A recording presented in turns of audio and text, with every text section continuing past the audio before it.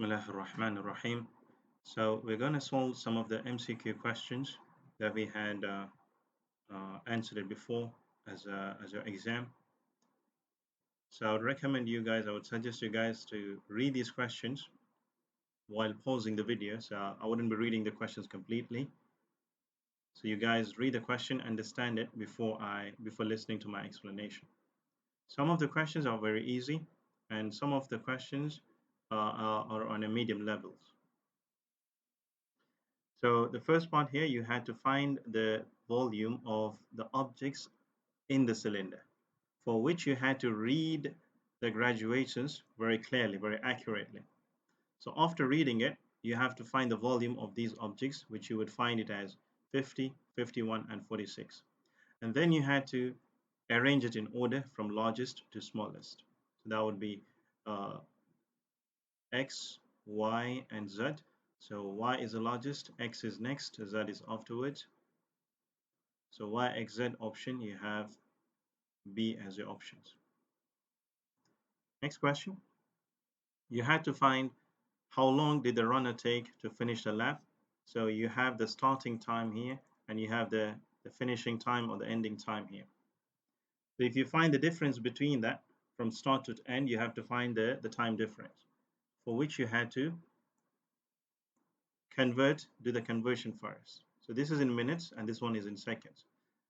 So the minutes, 1 minute would be 60 seconds plus 40 seconds plus the 10 millisecond. That would add up to 100.10 seconds. And the starting time is 50.10 seconds. And when you subtract it, the difference, you find it as 50 seconds. So you have the option A. Third question, which row describes acceleration and speed of the stone as it falls? So what we know so far is for the surface of the earth, any object that is falling down to the surface, it falls down with a constant acceleration. Remember the example of a feather and a ball experiment. When the ball and the feather, when they were dropped from a certain height under the vacuum condition, when there was no air resistance, they both touched the ground at the same time. What we can conclude from that experiment is that any object that's falling towards the ground, they fall at the constant acceleration, which is 9.8 meters per second squared, which we call it as acceleration due to gravity. It's constant. So acceleration of the stone will be constant. So what would happen to the speed? Will it also remain constant? No, because when the object is accelerating, the speed would obviously increase. So B is the option. For the graph represents the motion of the car, you had to find the distance traveled when it is at a constant speed. So speed and time graph, which means where is the constant speed? When the line is flat. This means the speed is not changing. So how do we figure out the distance traveled when you have the speed time graph? It is the area under the graph. So this is a rectangle now. So to find the dimension of the area of the rectangle, you have to multiply its length times width, or base times height. So that would be from 15 to 25, it is 10 seconds, times from 0 to 10, it is 10 meters per second. So you multiply 10 meters per second times 10 seconds.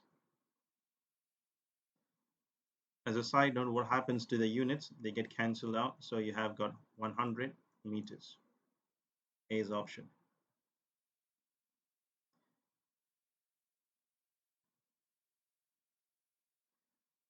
So now you have to find the mass of the small rock. You have to find the mass of the small rock. Given things, you know that the weight of the total weight that is placed on the right hand side is 23 newtons. But they're asking you mass of the small rock. We know that weight and mass is not the same. We know that weight is equal to mass times gravitational field strength.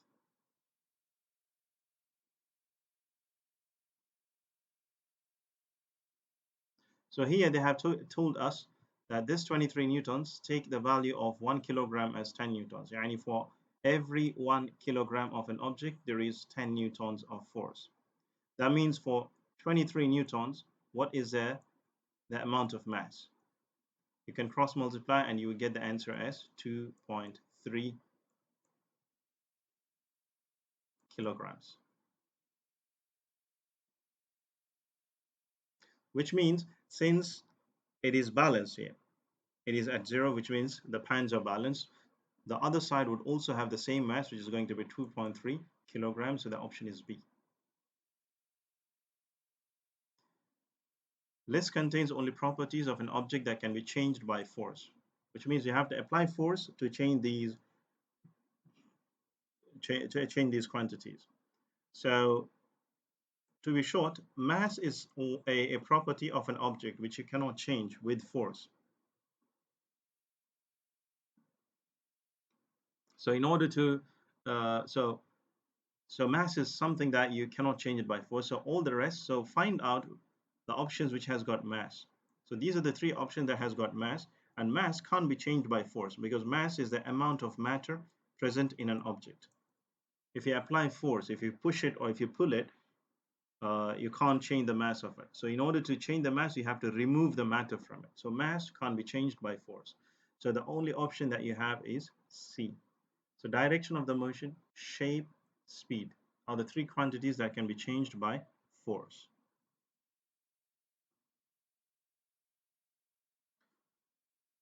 Number 7, which diagram shows two forces X and Y with their resultant force? So you have to figure out which diagram is drawn correctly to find the correct resultant force.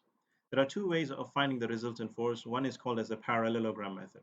In the parallelogram method, you had to align the two forces by touching their tails. And then you have to assume a parallelogram by touching those two tails.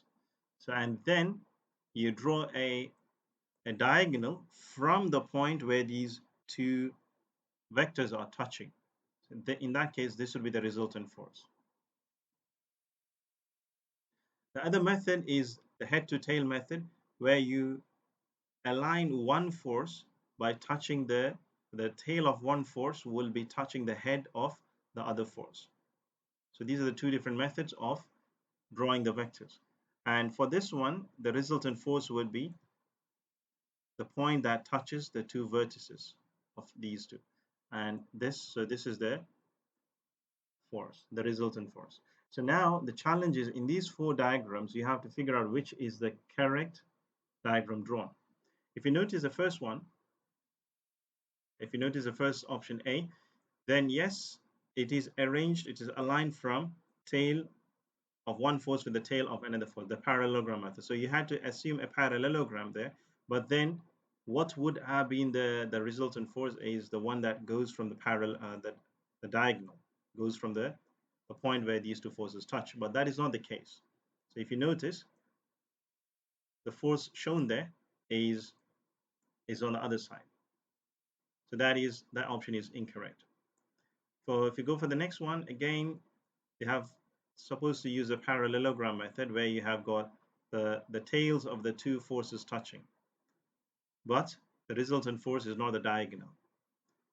Option D, the same case where the two forces are supposed to use a parallelogram method, but the diagonal is not going, the resultant force is not the diagonal. Option C, if you look at it, it's parallelogram method, and the resultant force is also the diagonal. C is option.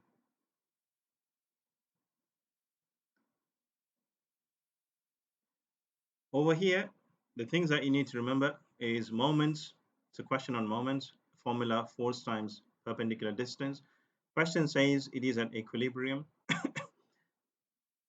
And you have to know that this is the anti-clockwise moment and this is a clockwise moment.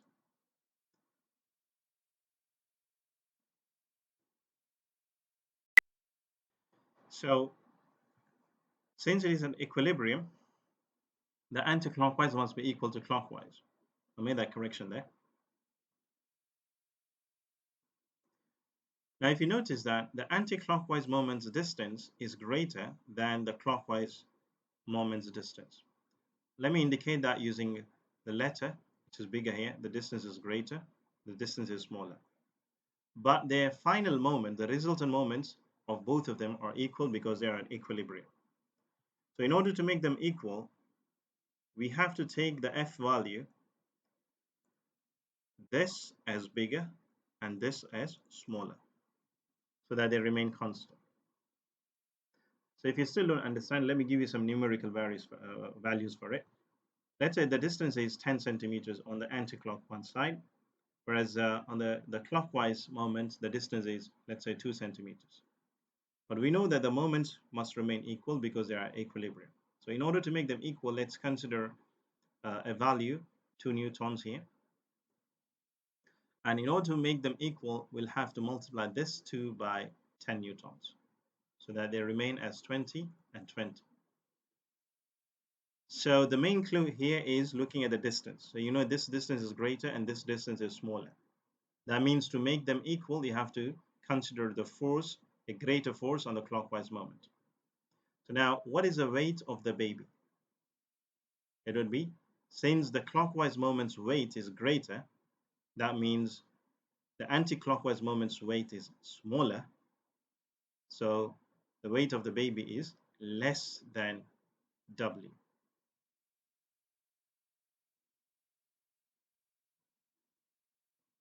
Question 9. Read the question and try to list down the factors given in the question by pausing the video. And then the question is, find the car's speed. We have been given with the mass of the car and we have been asked to calculate the speed of the car. So when you list it down, and the other factors is they have also talked about the kinetic energy, which is a clue for you guys. There are two clues that since they have talking about kinetic energy, you can directly use the equation that relates kinetic energy with mass and velocity. The other one is to find the velocity when the mass is given. Again, you have to go back to the kinetic equations, kinetic energy equation. But the challenge is the kinetic energy of the car is not given. So there are two variables, unknown variables, so we can't solve that equation. But the clue is they said the car's kinetic energy is equal to that of the lorries. And for the lorry, we have the mass, we also have the speed. That means we can calculate the mass, the kinetic energy of the lorry by using the equation half times the mass, which is 4,000 here, times the speed squared, which is going to be 4 squared. So now you solve this question, you get the kinetic energy of that of the lorry, which is equal to the kinetic energy of the car. You use this value in here, the kinetic energy of the car, okay? And then you also have the mass, then you just have to find the velocity. So someone who is struggling with the calculations, let me calculate that. The kinetic energy here would be, this would be 2,000 times 16. So kinetic energy would be 2,000 times 16, which should be 32,000 joules. Because 4 squared is 16. So here, coming back to the car's speed, kinetic energy is 32,000 joules,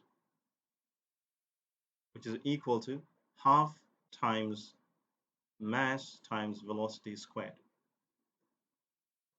So rearranging that, it would be equal to half would be 0.5 times the mass would be 1,000 equals to velocity squared. So